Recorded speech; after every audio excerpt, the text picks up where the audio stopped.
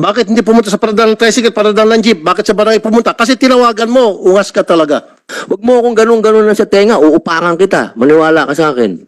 At nung makatakas ka, pumunta ka sa barangay. Anong unang-unang lalabas sa bibig mo pagdating mo sa barangay? Siyempre po, magre-reklamo po. Exactly. At yun ang ginawa niya. Na kinukontra mo ngayon, stupido. Ano na? Huwag niyo iboto to. Hindi ka naman nanalo. May plano kang tumakbo ulit. Meron po. Okay. Bakit? Talo ko na. Manang LB, marami po nakikinig ngayon.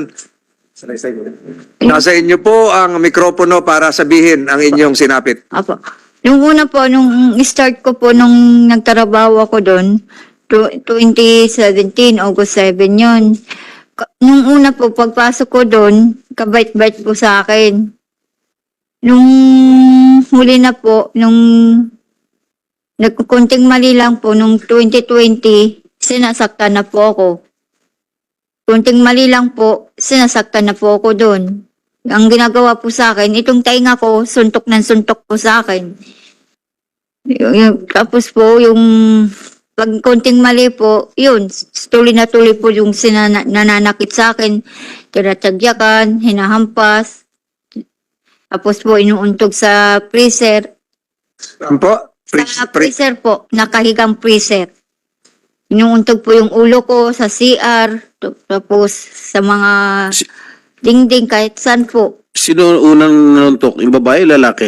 Yung pong babae. Ito po ay nagsimula noong 2020. Ito na po yung COVID pandemic. Tama po. Opo, Kasi- na po nila ako pinalabas. Kasi siguro yung mga amo nyo ay hindi rin lumalabas ng bahay kasi lockdown noon. Opo. So tuloy-tuloy po 'yan hangga't kailan po kayo nawalan ng vision, hindi na kayo kailan kayo nabulag ng paningin, kailan kayo nawalan ng paningin? Ito pong kaliwa, kasabay po ng tainga ko. Nung Pebrero po, to 2020 din po. 2020, yung kanan, Yung pong noong 2021 po. hindi kayo pinatingnan sa doktor, hindi kayo Po. yung mga ngipin po doon sa kanilang kamay din po Opo. nangyari po 'yan. Opo, sa babae po. Tapos ang nabasa ko, sinabit kayo doon sa sabitan ng karne. Opo, totoo po yun. Bakit magkakarne ba ho sila? May freezer? Ano ba hong meron sila? Mayroon. Pahanap buhay nila? Po, nakakatay po sila ng baboy. Ayun, nagkakatay sila ng baboy, kaya may freezer sila na upright freezer siguro, yung malaki. Tapos yung sabitan ng karne, yung gaya sa palengke, yung letter J na bakal, Opo. doon kayo sinabit. Opo, sinasabit po nila po ako doon.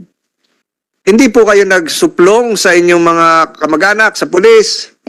Sinamsam po yung cellphone ko, paano po ako makatawag. Pinasweldo ba ho kayo? Hindi po, buwat nung nag-start po ako doon. Kahit piso? Wala po. Ilang taon kayo nagtrabaho ng walang sweldo?